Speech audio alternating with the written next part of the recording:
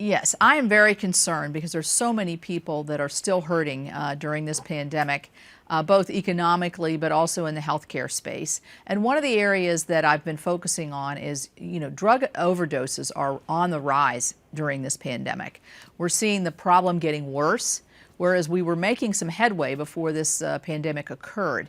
And so I want to see the mental health and drug addiction counseling services, medication-assisted treatment, be able to continue programs during this difficult time. You can't go see your physician as easily.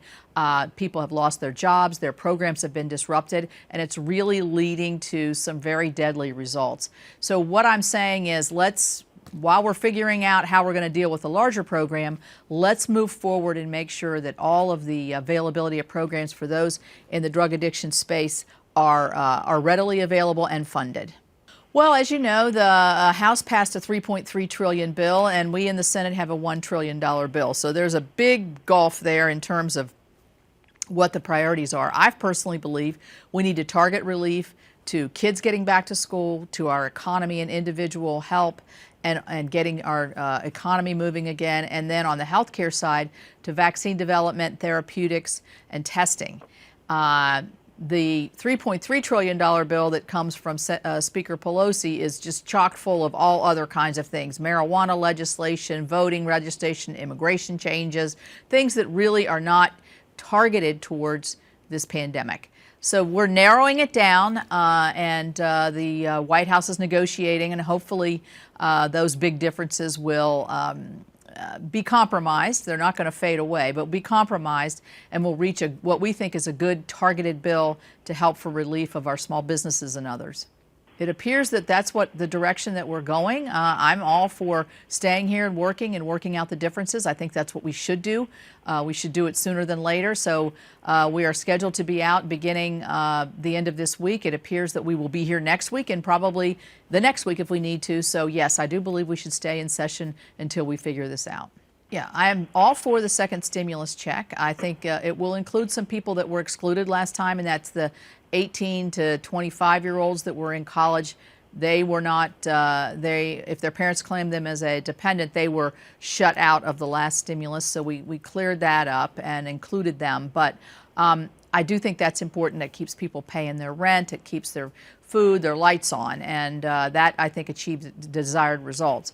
On the other hand, on the unemployment, the $600 additional a month was meant to be a temporary help, and it has been. It's been, I think, very beneficial to a lot of West Virginians. But it also has a negative side effect in that it's discouraging some people from going back to work simply because they can make more on unemployment. And that we don't, we want to make sure that we have safe workplaces, that people are going back safely.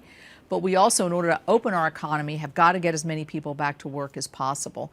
So I think we need to move the $600 number down, whether we do it gradually.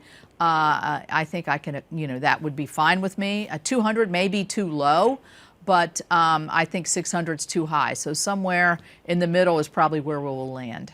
I think we can reach a deal probably into next week. Those were the signals that I was reading early this morning in the early news from the negotiators. Things can change. I think they're hoping to get sort of a top-line negotiated settlement here in the next day or two, and that will signal to us whether we can get this accomplished. Whether the president can act by executive order in some of these areas, I don't think that he can. Because we are the appropriators of money, and he can't just reappropriate dollars the way he sees fit. But he has a lot of power, as we know, as the chief executive.